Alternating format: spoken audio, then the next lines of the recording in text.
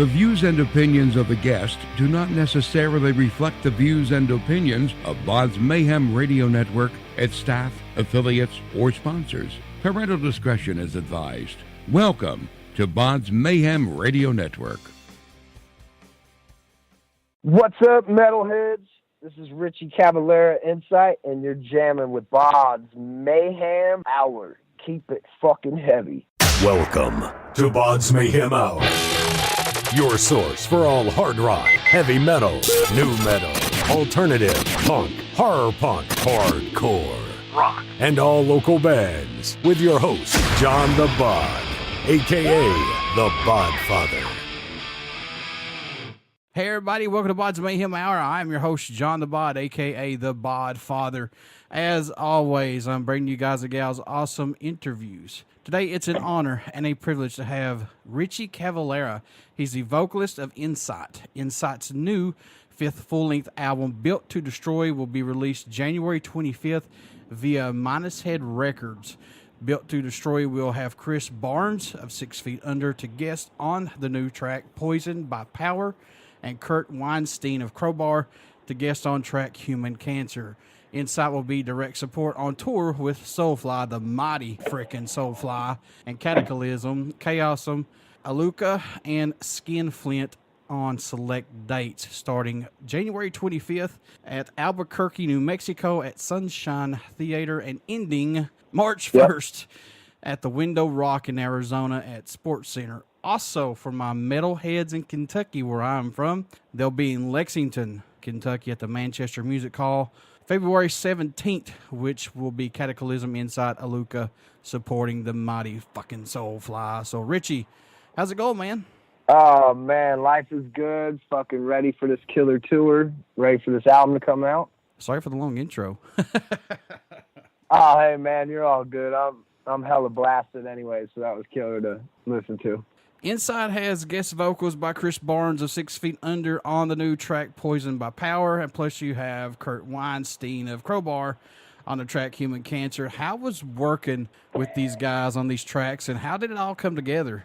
Oh, man, that was, wow. I mean, one legend, let alone two. Yeah. You know, it was, what a killer thing, man. You know, they're both humble, down to earth, just, 20 years plus, both of them in this business. So to have them on was just an honor, and our, songs came out killer. We've toured with these guys a couple times and, just really clicked with their bands and their band members and them personally, So I think when we're always making an album and we look at, guest songs and possibilities, it's always, dudes that we, grew close with on the touring cycle, and, dudes that just kind of stood out to us. And, Kirk and Chris, they really just, took care of us and really showed us great times on tour, and, honored to have them on, man. Fuck, those songs rip. Yeah, that's got to be a huge feat for Incite to have these guys on here. Chris Barnes from 6 Feet Under, that's some legacy right there. Plus you got the mighty Kirk Windstein of Crowbar, which I like talking to Kirk because... Oh man, he's such a badass. Every day we come into the venue and he'd be like, "What up, young rockers?" And it's just like it fires you up, man. Like you're ready to fucking get it. You're ready to rock. You're ready to have a great day. To have somebody like him do that. And like Chris, for example, every day he'd have one of his crew guys bring us a joint that he rolled us. So it's killer things that those guys did that. Just became friends, and, to have them on the album, I think it rips, man. It takes us to another level of what we wanted to do. I think it's always cool to have surprises for people on records. And plus, with those two guys, man, having multiple years of experience, and plus you not knocking you or anything, you've got almost 15 years, nearly 15 years in this. Having those guys to guide you a little bit on the way, as long as your dad as well, that's extra bonus for you, man. Oh, definitely. Like, me and Chris, we smoke out, man, and just kind of talk about the world and life and shit. And, we've had killer experiences, and Kirk, he's like the other papa on the road, he just kind of takes you under his wing and always has a beer for you and a cool story. And, it's just, wow, you're so lucky to get a hang and, let alone create songs. And, I think it was cool with each song. We kind of put little parts that, represent these guys and what style they do. And I think people will find that really cool. You're nearly into 15 years into a music career, Richie.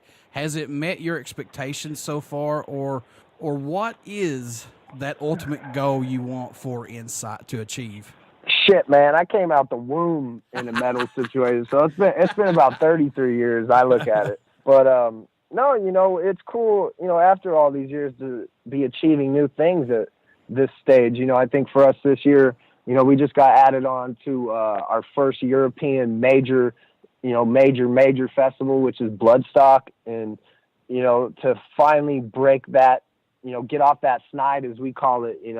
It was one of the 6 festivals that we've really targeted and really had our eye on, and to finally have that come true, and kind of getting like the agents right and getting the management right and the record label and all the videos and everything. It's killer to have everything clicking for once, and the band members are all right. Everybody's fucking tight, and the vibe is there. So it's exciting, man. I've learned a lot on this ride, and I think I'm, putting it to good use. And, we're making killer records, and it's consistent. You never get a bad record from us, no matter what, Congrats on that, man, and that's been far too long overdue. I mean, I think you guys deserved to been on a festival a long time ago, not just now. That's kind of... Yeah, I mean, it's been cool, though, to earn it and, break through all the bullshit and get to where we are now. I think that's a cool thing for all of us, because you never knew if that was going to happen or what the fuck was going to, to even make 5 records is astounding for anybody, so it's killer to still be rocking. Yeah, and you hit it right there. 5 albums in the world that we live in today with music. You're lucky to have 2 EPs in 2 years. Yeah, man. We're really fortunate. So this is killer for us to be able to have it going still, man. How's it been working with Adrenaline PR? Oh, I love them. Maria, she and my mom, they go back to like the beginning of time when it comes to metal, man. My mom helped her get a start, and she helped my mom, and they've just been killer friends forever, so to have them on board, they're just the killer team, man. Natalie and Maria and Denise and, all of them, man, they're just incredible. And, I love them and what they do for metal, especially, it's awesome. You guys released the official music video for Ruthless Ways back in September. Was it hard to choose, Richie, between the current set of songs on this album, which one would be the first single and plus video? Also, what did you want that first song to say for Incite when people and fans heard it, or just finally, check this band out? What did you want them to see and hear when they first heard it? Holy shit, man. That was quite a pain in the ass to come up with that. I always have like a little thing I do first. I talk with the band and kind of get their favorite songs, and we kind of all had different ones. The label had different ones, but when we were talking about, we had 6 to 8 songs that were possibilities. I think that was one of the toughest choices I think we've ever had to make as far as the single goes on a record. Normally it just kind of stands out, but with this one, it was, oh God, it was a pain in the ass, man. And, I still think we might have picked wrong, but still everything we put out could have been a single, and everything we didn't could have been a single. So I don't think we lost in any way. And for Ruthless Ways, I kind of fell on that one with the explosion, the big hook, the killer guitar work and the breakdown in the bridge section. It's right to it too. It jumps right into a verse out the gate of the start of the song. And I think that's really different and unique for what we've done in our career as far as songs. So it just exploded, man. It had Incite next level, big, huge energy, raw all over it. And with that song, I felt like it kind of, when people haven't heard us, they'd be like, holy shit. And people that have would be like, holy shit. So yeah, I was stoked on that one. And, every song that's come out is killer. And we still have one more to go. As far as now, I think we might end up making 1 or 2 more and end up having 6 singles, like I was saying. So it's killer, man, to have an album like that. Because Leech is another killer fucking song. Once people hear that, I think it's going to really create some serious buzz to where we might have to do something. So it's awesome. See, Ruthless Ways caught my attention, like you said, with the big hooks and the drops. That's what got my attention. Yeah, and that was our intention. It's kick ass in your face, good riffs. The drumming I think on that song is out of control. What Lennon does as far as the fills and toms and shit, so it's killer. I like it, and I'm not saying this in a bad way or anything like that, but it kind of put me in mind of a heavier Sepultura and Soulfly deal. It kind of put me in mind of some heavy stuff of that matter, and that was good, man. I'm glad that you guys did this one first. Yeah, that's killer, man. We, we're influenced hugely on, that early 80s and mid 80s metal, so it's great to have that just pure heavy metal vibe. Any songs off the album standing out more to you than any on it right now, possible? I mean, I know it must change every time you listen to it, but I know you just mentioned a few singles that are out, but are there any that stand out more to you than the ones you just mentioned? Yeah, like I was saying, the song Leech, that was the one song that Lennon, the drummer, wrote, and it's so nasty.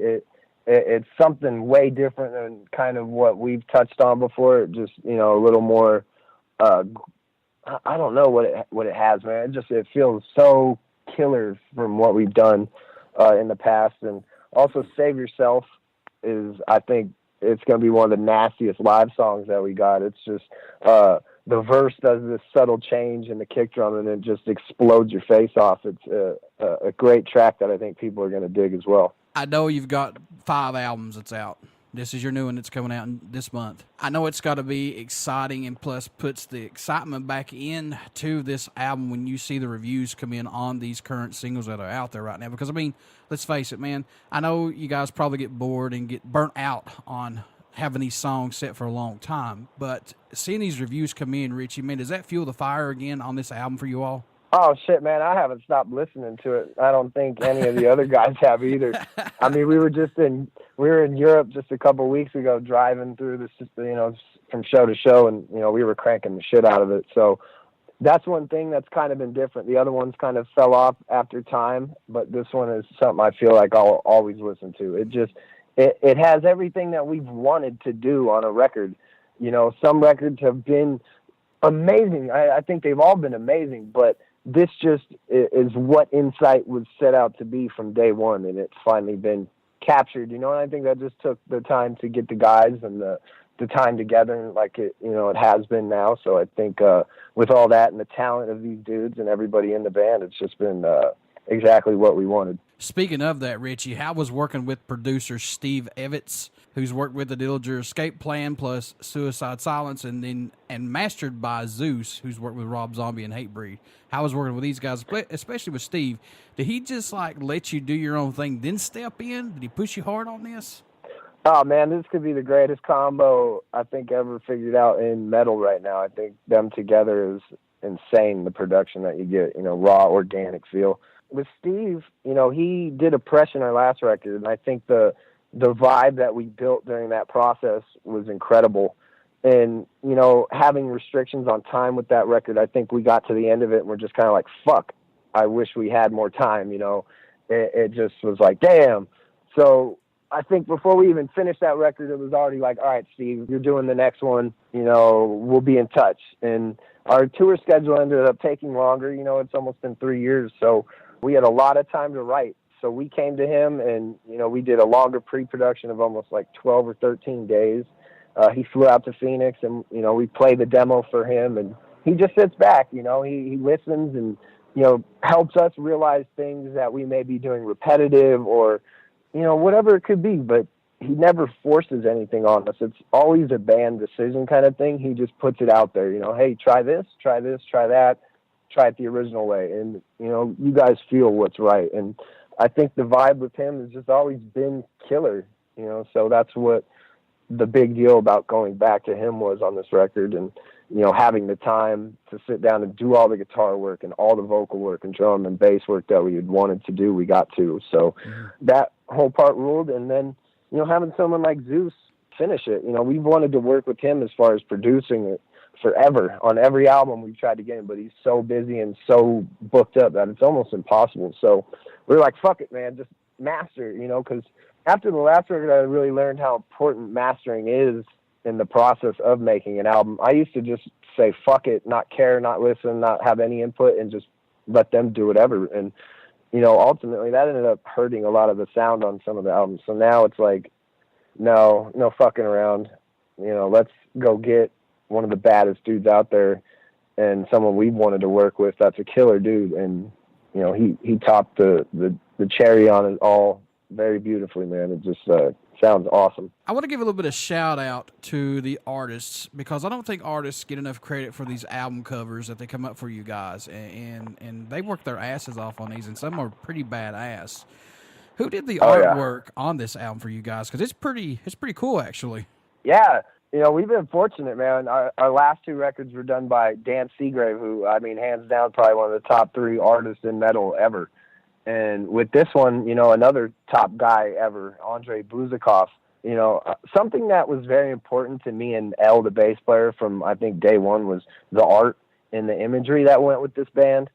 You know, me and him grew up on those Iron Maiden albums and those Metallica albums and, you know, early Megadeth stuff. And the album cover was everything to us. We'd be at the vinyl store looking through, and you couldn't hear the music. You'd have to look at the cover, man. And, you know, that just became so important for us, starting with like Up in Hell and Oppression and now Built to Destroy. So this cover, you know, Andrei Buzikov, he's done like Municipal Waste, Toxic Holocaust, a lot of killer ripping bands right now. And, you know, we hit him up and he just had the vision and the skill of what we wanted in that cartoon sense, but really badass, you know, evil as fuck, metal as fuck, totally described the album from head to toe. You know, I love it, you know, and I think when people see that, plus he did the artwork for everything, the booklet, the back, the tray, the disc, everything. It just all is one piece, man. It just fucking rips.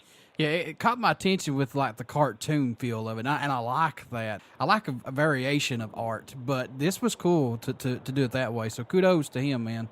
Thank you, man. And like I said, it's just it's a lost art in music for sure, and we'll never fuck around with having a bad cover. What do you hope everyone takes away from the album, or message you hope they hear while listening to it, or just any of Incite's music in general, Richie? Oh, man, that you can always get through things and find a solution and find a hope in the end. And, you know that other people are going through shit. You know, you're not the only one. And for us, it's about a release. You know, that's always what Incite's been for the 4 of us, is this energy, release, anger, whether you're working out, whether you're fucking walking in a UFC cage or driving fast down the freeway after a bad day. I think Incite is there for that. You know, it's a feeling of just good metal, good music. You know, I think a lot of people don't take the time and effort to do that, and, you know, they ride off a buzz that maybe was paid for or whatever, you know, and don't put the hard work in. And Incite's that band, you know, and I think people have come to realize that, and it's killer to see after all these years, man, the respect we're getting. Music is a relief for folks. It's the best drug you could ever have. Just like you said, if you're having a bad day, throw the shit on and get away for a while. Oh, man, it's for anything. Good day, bad day, relax, chill, party. I mean, it's there for that. And with us, you know, we just have a heavy metal. There's no lies or fairy tales within the lyrics. It's all real life shit, you know, from Ruthless Ways to Human Cancer, about destroying the planet, to, you know, Built to Destroy, which is about standing your fucking ground, you know, being built through all the experiences in your life. You know, I'm 33 now, and I think now that I'm kind of older, I've been through a lot of shit. You know, I feel like I've been, you know, built to destroy what I'm doing, just like anybody else, whether you're a lawyer, doctor, anything. You know, you're put through these situations for a moment, you know. That's what this is about. How much growth musically have you seen this band, and plus yourself, go through up to the release of this album, or has it just been more of a personal growth for each of you involved with this? Holy shit, on every aspect. You know, I think, you know, we've always had guys that are, you know, assholes and fuck shit up and really ruin the environment of the band. And you know, I think that's why it had a problem being stable. You know, now we have a vibe. We have that killer. Everybody's on the same page. No one takes a day off, whether we're sick, dying, or one guy's been throwing up or anything, man. All that shit ends when you hit that stage. And, you know, for us, it's always been that way. And, you know, music just, it's what we love, you know, and I think everything's come together with that, with this record, with, you know, I listened to the Hopeless you know, that was one of our first singles we ever put out, man. And I was just like, holy fuck, we sound like we're 10 years old.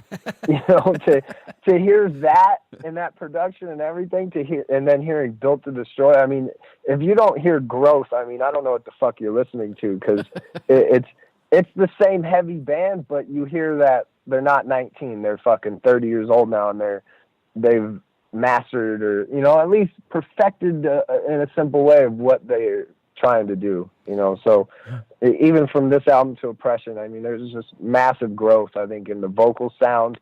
You know, we're always, like you said, pushing ourselves, man, to be better, and I think that's been great. L's playing from Up in Hell, I mean, you know, that just was like no bass. Now it's, you know, bass is huge on this record, and that's just attributed to his work. You know, everybody's put in the work to get better, and it's really shown, I think, with this record.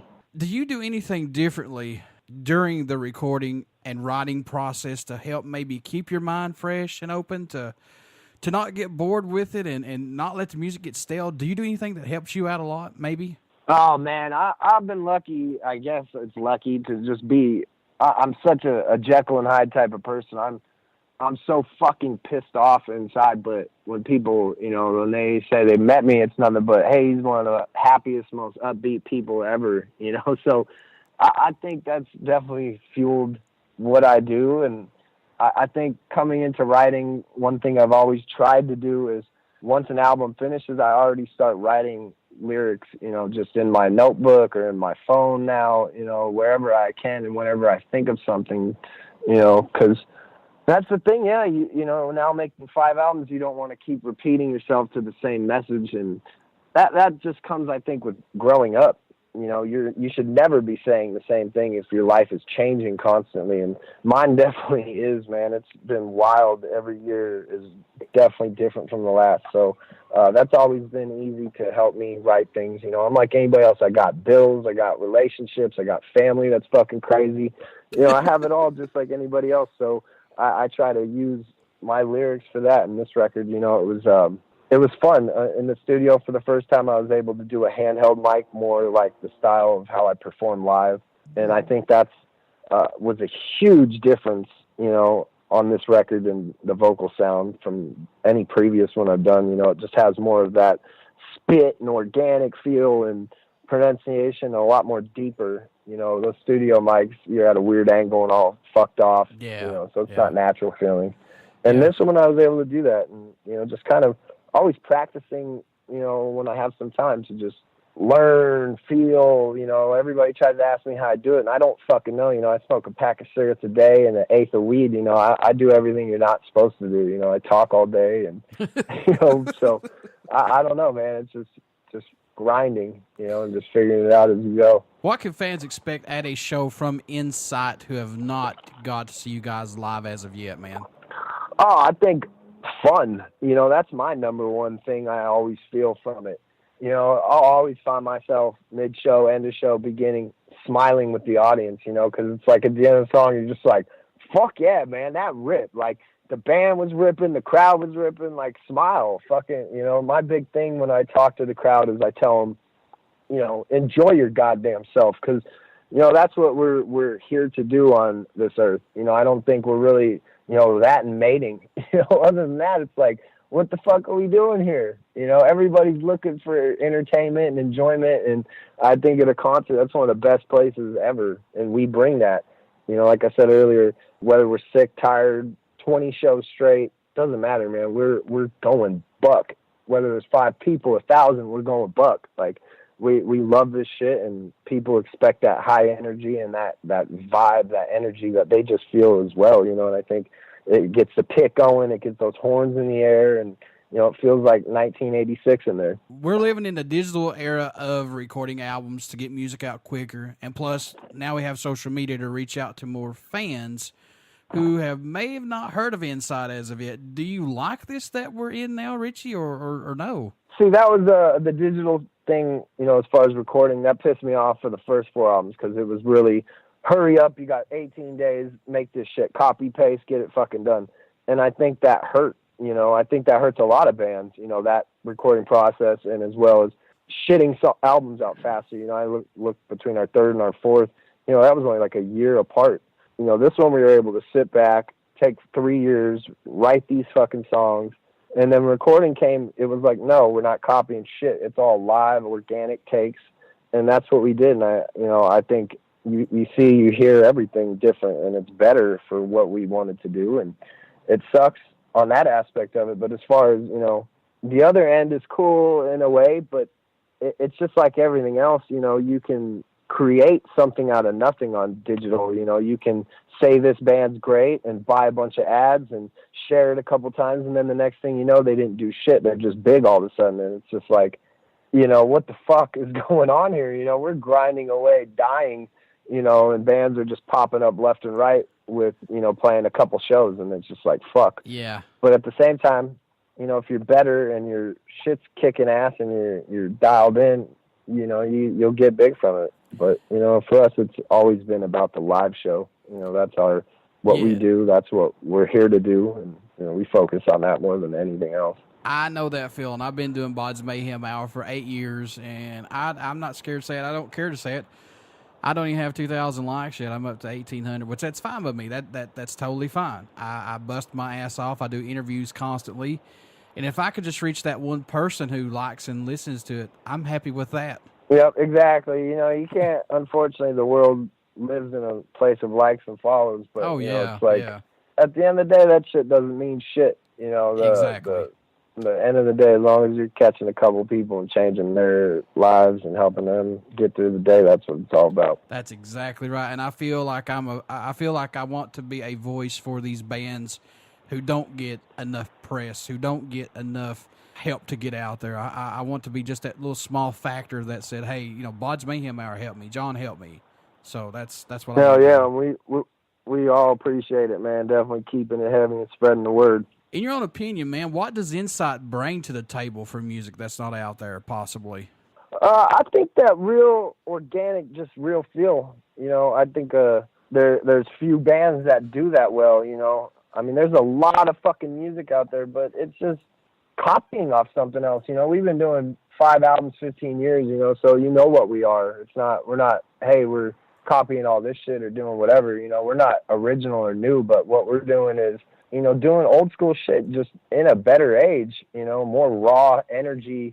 You know, we don't go up there and stand and try to just fucking play better than everybody else and more technical or more fast. We're just there to do it tight and solid and fuck you up, you know, and I think that's what makes us different. You know, there's a couple of bands like Power Trip, you know, Gate Creeper, and, you know, I think Incite, where that kind of feel is there again, you know, where 1980s was, you know, and we're stoked, man. We're, like I said, we're vets in this now. We're not, you know, most of these guys out there are 25, 24, and, you know, they're huge, and, you know, they know how to get follows on YouTube and shit. But, you know, we're gonna play, and we're gonna kick your ass, whoever you are. You know, that's what we thrive on, and that's what we look at every night, no matter what it is or where it is. I probably know the answer to this, but I'm going to ask it anyway. Nice.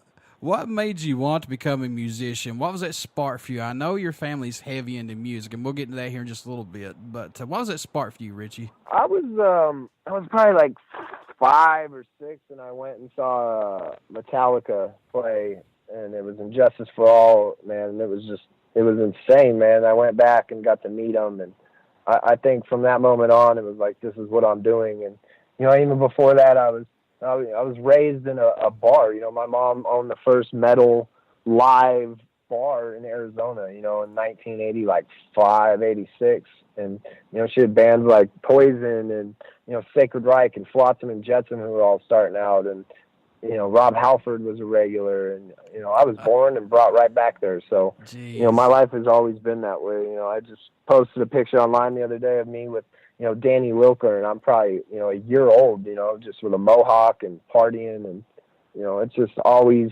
been there, man. Even pre-Max, you know, I think it's been a part of what my mom instilled in all of us, and I love it. You know, it's a killer world. Man, you mentioned a band that I think does not get enough credit. It's Flotsam and Jetsam. Yeah, you know, they just, you know, had hard times. Jason Newsted left, and he was kind of the big writer back then. And, yeah. You know, then they kind of just disappeared for, you know, 20 years, and it's hard to kind of get things going again when you're, you know, all 50 years old and wives and jobs and shit. But, you know, you see him putting out a little bit of stuff and getting going again. So, is there a country that stands out or even shocks you that Incite gets support or your music even gets played at, man? Is there a country anywhere that shocks you? Yeah, Indonesia, man. Like, we have more followers and people on there that are like, come to Indonesia and play, you know, jamming our stuff. And, you know, that's just crazy because that's just a whole nother planet, it seems like, sitting here, you know. So cool to see what social media can do, you know, to be able to spread it to other places like that, man. All right, folks, if you haven't been living under a rock, Max Cavalera Soulfly is, of course, Richie's dad. So we're going to talk about this a little bit. How much Yep. I'm not saying this because Richie's on here. I've said this a million times. Soulfly and Sepultura, when Max was involved with it, is just, I'm telling you, he doesn't get enough credit as he deserves as well. And I say that Yeah, I hands agree down. with that. To me, he's one of the forefathers of metal thrash compared to 90s on up. You know what I mean? So yeah, and you know, the thing with him is different than everybody else is he's never stopped. Yeah. All these other guys, they're still in their huge bands from '86.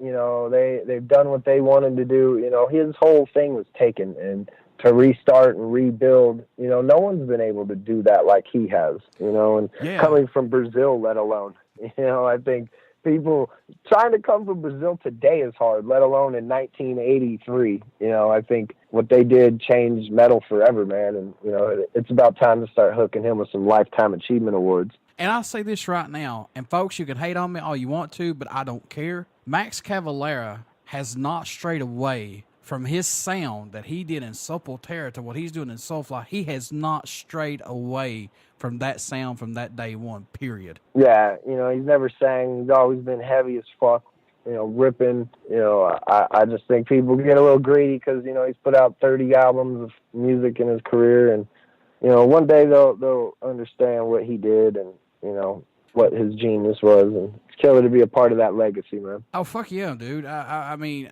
I would love to sit down with you and him and your family and just pick your brains and just listen to the stories, you know? Yeah, oh yeah. It's pretty incredible, man. Back to the Primitive, I think, is one of the best live songs that you can get to hear. Yeah, that's a good one. So, how much of an influence has he been in your music career, and what have you took from him musically or added to your own band or what you do now, if anything? I think the big thing I attribute to him was getting me out on stage. You know, I think that's a hard thing for a lot of people to get over, and I was probably 7 or 8 the first time he brought me out to play guitar with Sepultura and Pantera, and like it was like 91 or something crazy like that, you know, and that was my first time of being in front of a crowd. It was just like, holy shit. So like every day I was asking him, hey, let me play this song, you know, to the point where it's like, shut the fuck up, you know. But then, you know, him being like, with Soulfly, he had more reign to do what he wanted, you know. It wasn't asking 3 other guys or whatever, you know, and that was just what he wanted to do. So, you know, he really loved that I was doing that and came up and started singing with him and doing all those. And, you know, he was a huge influence. I think his ability to, you know, work a crowd is hands down one of the greatest things you'll ever see. And I've definitely watched his live show, you know, throughout all the years and learned a lot of things. And, you know, it's cool to see him now kind of learning from us, which is cool. You know, it's catch him stealing my lines every now and then live and, you know, catching a lyric he might have took or something. It's cool. You know, I think we influence each other now, which is great. You know, and that's a cool thing to have. Yeah, just like you said, man, he could handle a crowd, and I got to see them on Ozfest, Soulfly, thank God. And to watch him do Back to the Primitive, that the way he handled the crowd, the way he had them bouncing, the way the whole band just flowed through that song, if it don't put the chills up you, then there's something badly fucking wrong, because it sure did me. I know, obviously, you know, everybody's got down years, and, you know, he had drinking problems and, you know, all the things that these guys of his era went through. And, you know, I think now it's killer to see he's, you know, going to be 50, you know, and he's getting in shape and he's trying things that he's never done. And, you know, you got to realize he's been playing since he was 18, you know, he's almost 50, not to, you know, playing more than everybody else, 200 plus shows every year consistently, doesn't matter which band. So it's a killer person to see work ethic wise and all that stuff, When you hear Incite being compared to the bands like Pantera, Slayer, Sepultura, and even Machine Head, to carry that metal torch, what goes through your head when you hear that?